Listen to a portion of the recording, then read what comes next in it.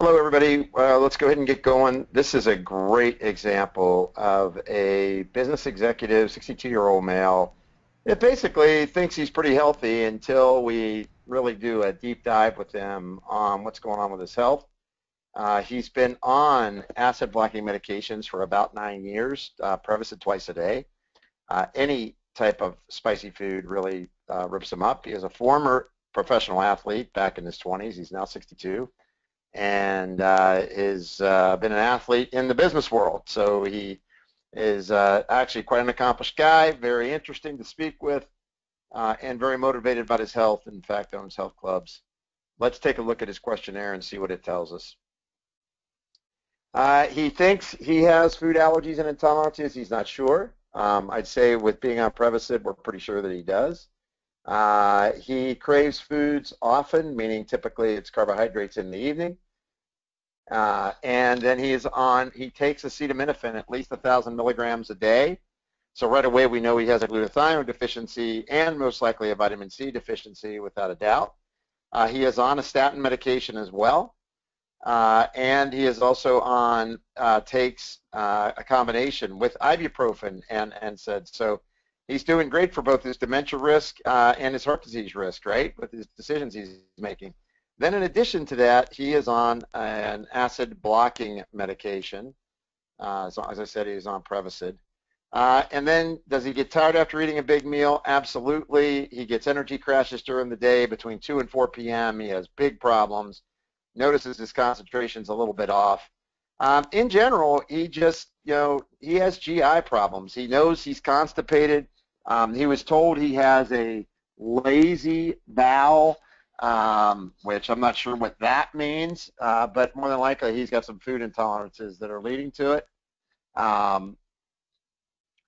And let's keep going. His adrenals, right? He craves salt, looks for comfort foods in late afternoon and evening. He's pushing his adrenals hard, driving that serotonin. Want to hug that bag of potato chips, maybe a tortilla chip bag. Who knows?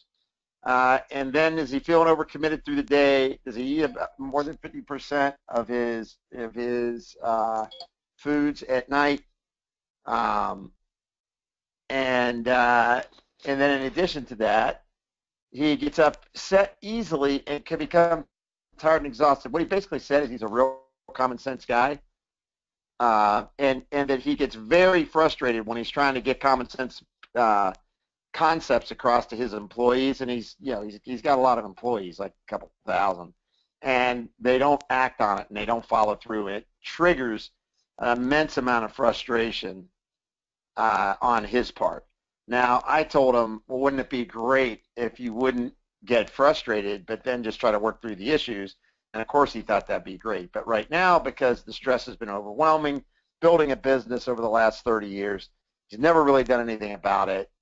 He's starting to reap the benefits of excessive stress response, which is inclusive of, if you saw the Wall Street Journal, elevated lipids, right? You make a lot of LDLs, and they're small particle LDLs. And another example of that today with a business executive who's under a lot of stress, making really small LDL particles and having a lot of oxidative stress in their body.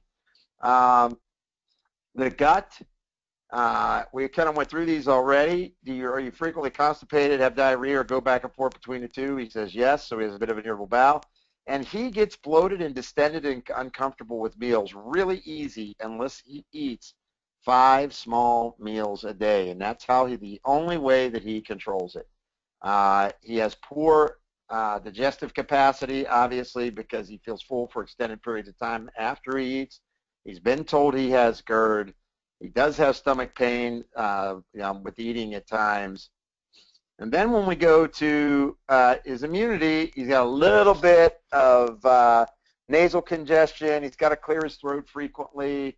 That could be the GERD, right? It could also be that he's making a lot of mucus. A little bit of a restless sleeper, although he reports that when he sleeps, he goes out. So I wasn't so sure about this on that. And then on his mood swings, it's simply the frustration. That was it. It wasn't that he gets depressed or, anything like that.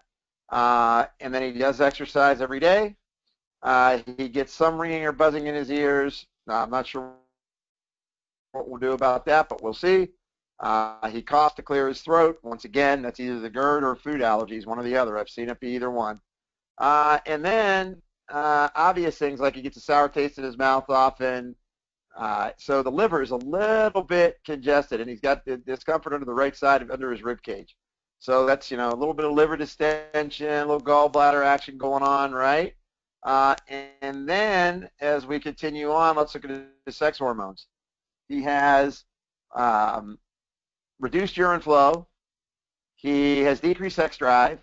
He has a loss of genital stamina, and he has trouble getting an erection and maintaining an erection. He is not currently on hormonal therapy. He had tried it once before but did not stay with it.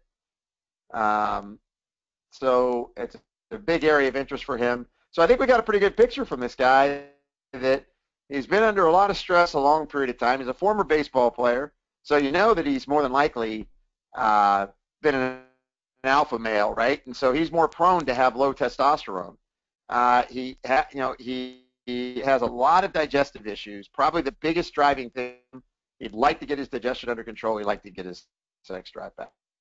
Those were his two big drivers when we talked and went through his case. Well, let's see what the metabolic code summary came up on him.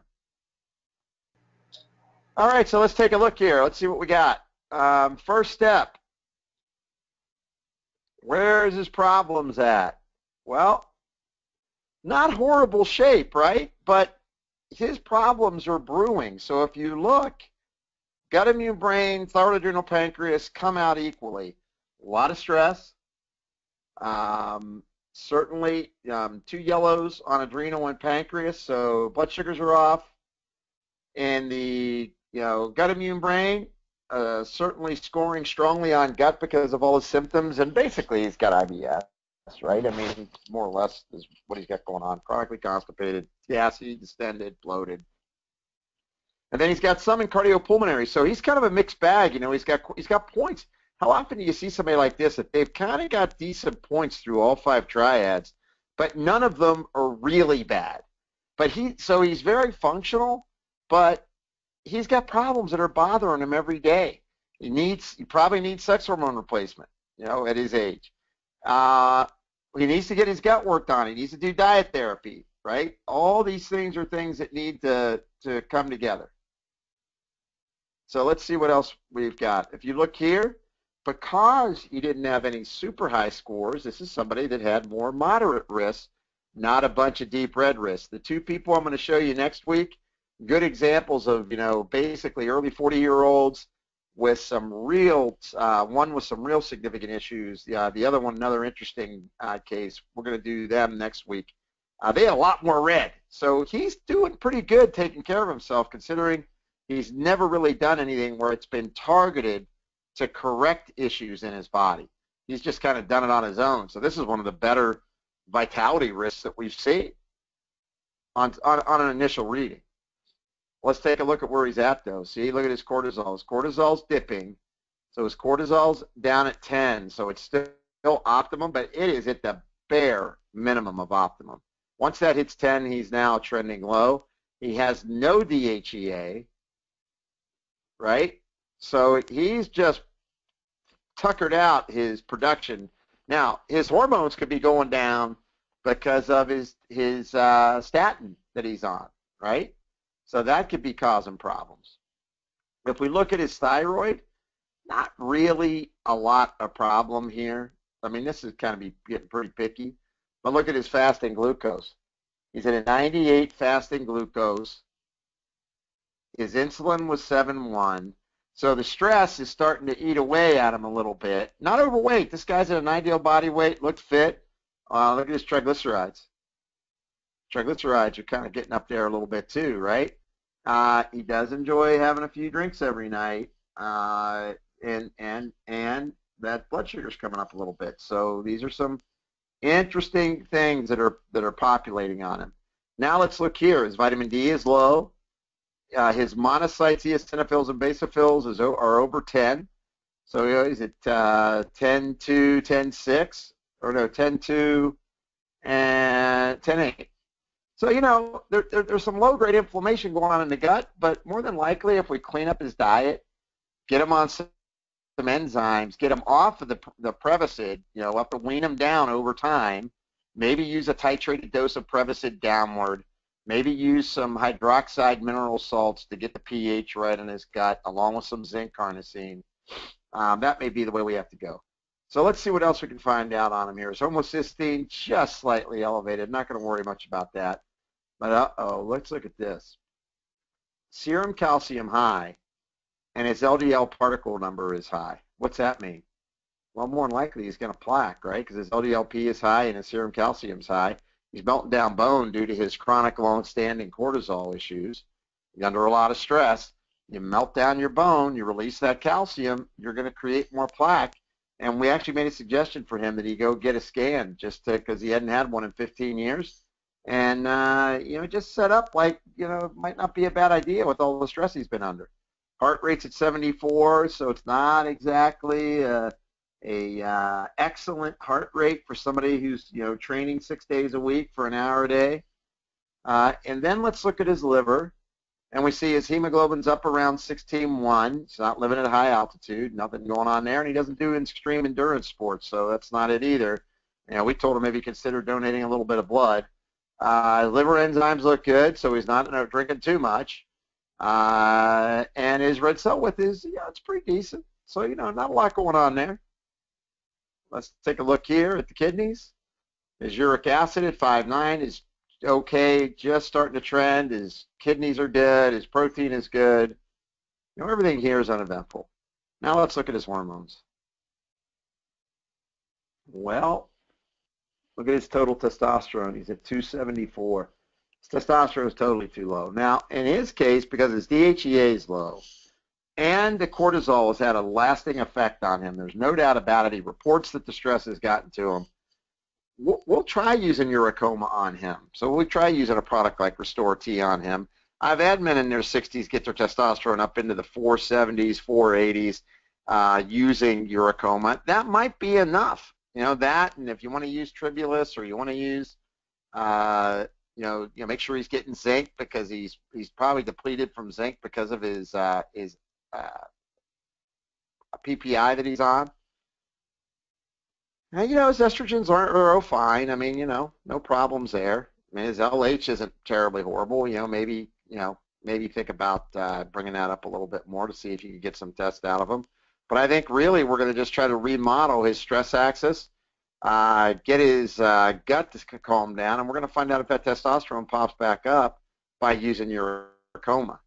So where did his symptoms rank? Well, overwhelmingly his symptoms ranked in the gut, in the immune and brain. Makes sense. We're going to really work on a food elimination trial, probiotics, zinc carnosine, clean up any unfriendly flora, maybe with some berberine and cat's claw. Maybe use, probably do a titration dose, like a 15 or 20% reduced dose of Prevacid weekly. Probably compound his Prevacid in order to do that. And then over a period of 8 weeks, we'll walk him off of it while we're repairing his gut. And obviously, there's enzymes and glutamine, and if you want to use a ravinoglycan or DGL licorice, there's a lot of powders on the market that kind of combine all those things. Not having a lot of symptoms on adrenal thyroid pancreas. Probably his biggest symptoms are down here with testosterone. 110 points on testosterone. That ranked him pretty strongly there. So that was significant. So let's take a look here. Once again, triad 1, his DHEA is off, his LDL particles are high. That's because of his stress. Homocysteine, insulin, you can read all these and see. All these labs are telling us that there's way too much going wrong in triad 1. And then, of course, the labs for triad 3 are dominated by LDLP because that was a big number. And it's going to add a lot of points to this score when you have an LDLP of, close to 2,000. Testosterone, estrogen, progesterone, obviously all scoring fairly well. And that's pretty much it. So let's take a look here and go get through these. These are just all of his labs. Let's see what the program brought up.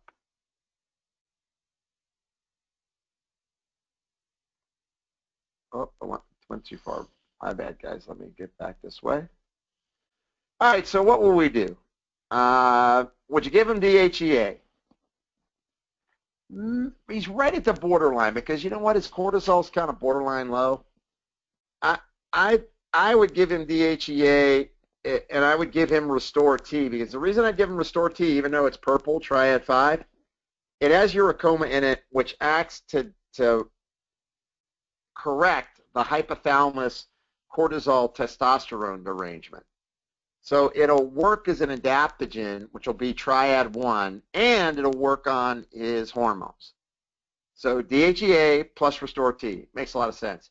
You got to give him vitamin D because he's low in D, and that breaks your gut down just that. And then you got to think about, well, because his blood sugar was high, chromium, because he's on a statin, CoQ10, and the vitamin D goes low because of the Prevacid he's on. And he really needs minerals. So at this point, you know, magglycinate probably is an important one, and we put that under Triad 1 and 2, right, for the brain, as well as for blood sugar, as well as energy production. And then you think about, well, we're going to have to work on his gut. So Candibactin, which is, you know, knock out Candida. He doesn't quite get enough sleep. Yeah, he actually reported it in general, even though it was weird because when he did his questionnaire, it was a little bit off.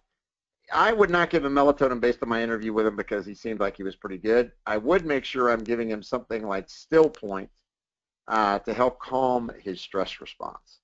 And then I think of the making sure he's doing Spectrazyme. I wouldn't give him hydrochloric acid while he's on Prevacid since he has GERD. I'd work on getting his digestion right, and then if he needs HCl, we'd get to it. And then just give him probiotics. These other things, the powdered meal support, if you want to kind of have him use a you know, powdered meal replacement that takes some digestive stress off of him, I think it's a good idea if he's willing to do it. Even the omega fish oils, I would say, you know what, let's do that after we clean up blood sugar, with the chromium and the magnesium, clean up the stress response, you know, clean up the gut, and then let's see what's going on. There's plenty to work on. He's going to be on about 6 things, but he needs it. I mean, he clearly needs his gut worked on, and he clearly is in too much stress. And that's it. That is our case for tonight. He's a perfect example of the, you know, this is the kind of guy, when I did this, he booked 5 of his executives just because of the report. So pretty interesting. So if we get any questions, I will gladly take questions. Thanks, Jim. I'll give just a little bit of time for any questions to come through. The one thing I forgot, I should have mentioned, is that you could argue giving this guy some NAC just because he's taken so much Tylenol just to protect him from glutathione depletion. So he probably should be on 500 milligrams or 600 milligrams of NAC a day just from the depletion caused by the chronic acetaminophen use. Okay, it looks like John has a question. I'm going to unmute John. He has his hand up. And, okay. It looks like he's self-muted, so as soon as he unmutes his microphone, his question. Can you hear me? Yes. There we go. Hey, John. Hey, Jim. How you doing? I'm doing good. Good. Question about, you mentioned that he was on NSAIDs. What was he taking for pain, or why was he taking so many? Yeah, well, I mean, he had a right shoulder. He was a former major league pitcher, and so he has chronic shoulder problems. And on his knee that he landed on when he pitches, chronic knee. And so, you know, so for us, what we usually do on pain, because I had a case like this today, I'll clean, because he's got such a gut history, I want to clean up all that inflammation out of his gut and see what's left on his shoulder. Because he did allude to the fact that when he did an elimination diet several years ago, all his shoulder pain went away. But then he didn't stick with it. So what I'm going to do is try to wean him off and then get him going. And then obviously, you know, we may suggest to him he does some, you know, prolozone therapies and maybe some other pain management stuff for that shoulder. But I'm suspicious that when we clean his gut up, most of his pain's going to go away. Yeah, it should work on the inflammation. Would you give him Right. some topical, like camphor and menthol too, just to rub Oh, on? yes. Sure. Absolutely. Good strategy. Yeah, you could do some Okay. topical strategies with him for sure. That would be smart. Okay, thanks. Sure.